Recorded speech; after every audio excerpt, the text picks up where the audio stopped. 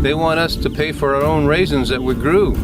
We have to buy them back. It's hurting the small grower, and I believe that the government wants, by doing these things, is trying to get rid of all the small growers. Don't mess with what we produce. Don't take a percentage. Let us do what we want with our own crop. Marvin and Laura Horn make raisins. They've done it for more than 3 decades. They plant the seeds, water the crops, tie the vines, harvest the fruit, and sun-dry the grapes in paper trays. They even package and market the finished product. My wife has been on the farm all of her life. She's a 4th-generation farmer.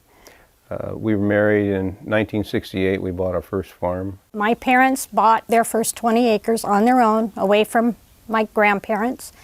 And we literally, the 3 of us, did all the farm work.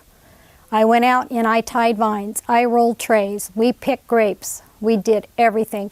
And I just hate to see it just given away. It means a lot to me. Every single raisin produced and sold in the U.S. is raised, dried, and harvested by California farmers like the Horns.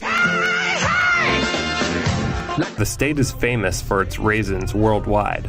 But every year, something strange happens to California's raisin farmers. The government seizes a portion of their harvest and doesn't pay them a cent for it. It was a theft. The reserve was nothing but highway robbery. As it evolved, as all organizations evolved into a bureaucracy, a few people get in control of it and they mastermind it for their benefit, not for the benefit of the farmer. The government calls it a marketing order. It's a vestige of old Depression-era price controls, intended to keep crop prices high enough for farmers to be guaranteed a steady annual income. First, elected members of something called the Raisin Administrative Committee decide what raisin prices should be. At harvest time, the USDA forces farmers to set aside a reserve of raisins that cannot be sold, hence driving up raisin prices. Later, the raisin packing companies can sell the raisins from the reserve pool overseas at dirt cheap prices set by the government, or funnel them into government school lunch programs at low or no cost. The packers make money, the schools are happy, but the farmers make next to nothing. Farmers were always supposed to get some money back from the confiscated raisins, but as profit margins on the reserves dwindled over the years, so did payments to the farmers. It got so bad that in 2003, raisin farmers received $0 in return for the 47% of the crop that had been taken from them. When that 47%, I couldn't manage anymore with that. Either I had to go borrow money, because everything from my grandfather was paid. And I had to go borrow money. You borrow money, you never get out of it, you're dead. So I sold the 2 20-acre pieces just to survive. There are already farmers that have lost their land, and that's no getting it back. You can't work for a whole year and then give 47% of what you made away and still plan on keeping that business afloat. The Horns had had enough. Instead of handing their crop over to politically connected packers, they began packing and selling their own raisins, and they refused to hand any of it over to the USDA. And that's when the government cracked down. They took their original inspection reports and made an estimate. Well, this is how many raisins you owe us, because you packed these many raisins, and you got to pay us. And in addition to that, we're going to fine you because you didn't give them to us. We're facing still around $700,000 in fines. Probably with interest and everything, close to $1.5 million. Unable to pay hundreds of thousands of dollars of fines, the Horns and other small farmers banded together to fight the USDA in court.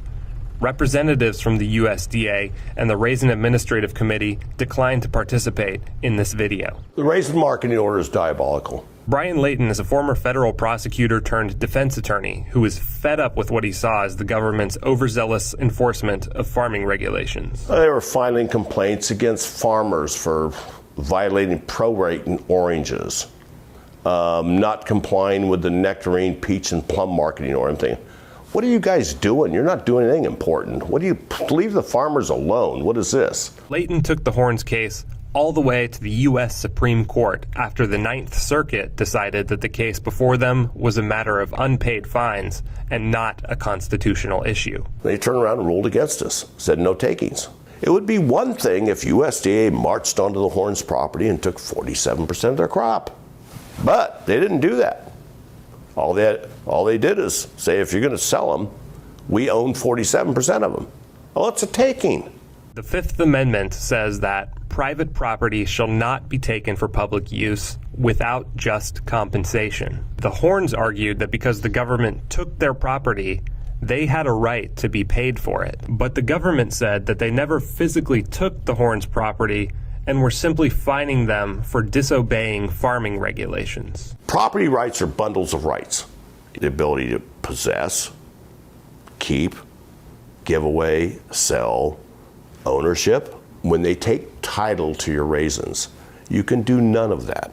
In a 9-0 ruling, the Supreme Court decided that the Horns did have a legitimate takings case.